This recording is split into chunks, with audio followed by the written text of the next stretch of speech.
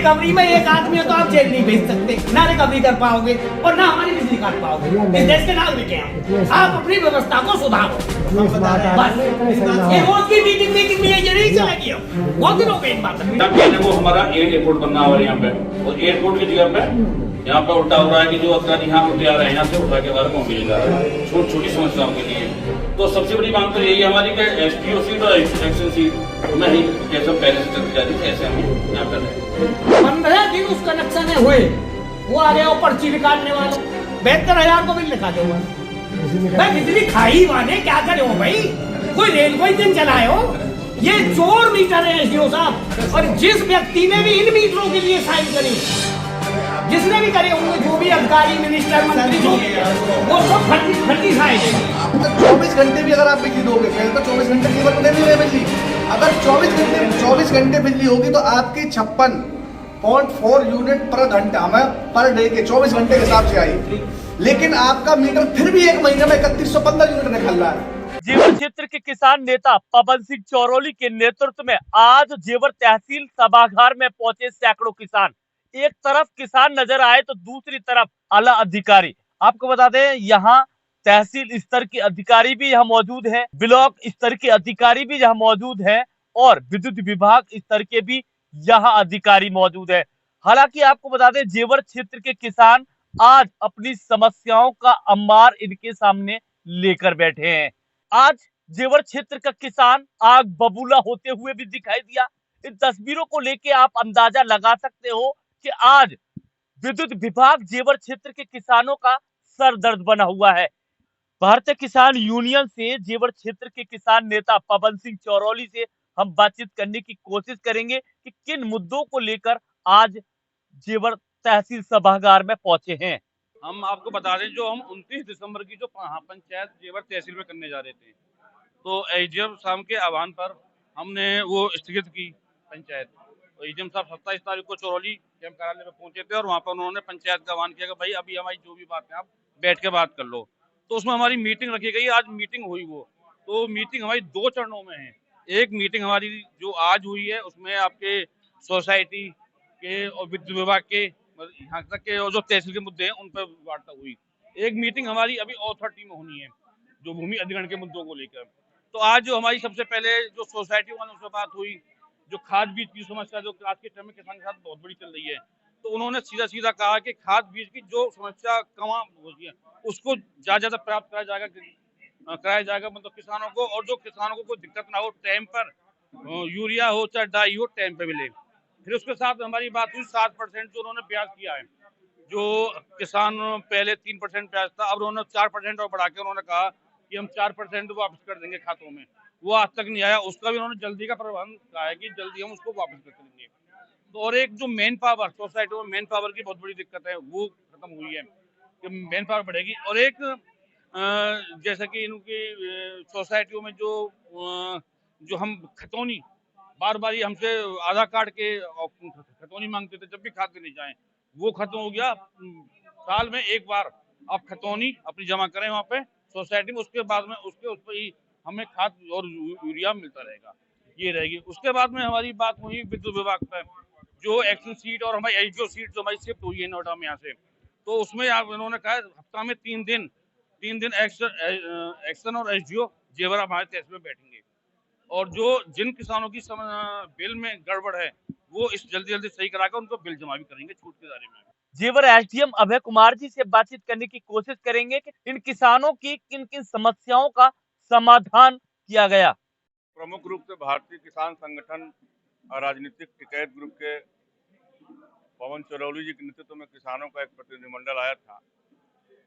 समस्याएं 2 तरह की हैं, एक तो प्राधिकरण के स्तर पे है, दूसरी बिजली विभाग और जो कोऑपरेटिव पे खाद की समस्या है। तो आज प्रमुख रूप से 2 विभागों के साथ बैठक थी, विद्युत विभाग और सहकारिता विभाग के साथ।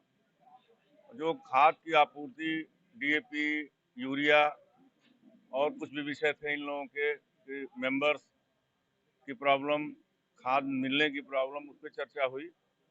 और जो निष्कर्ष उभर के आए हैं उन निष्कर्षों के लिए जो विषय जनपद स्तर के उस पर वहाँ निर्णय होगा, जो शासन स्तर के होंगे वहाँ संदर्भित किया जाएगा।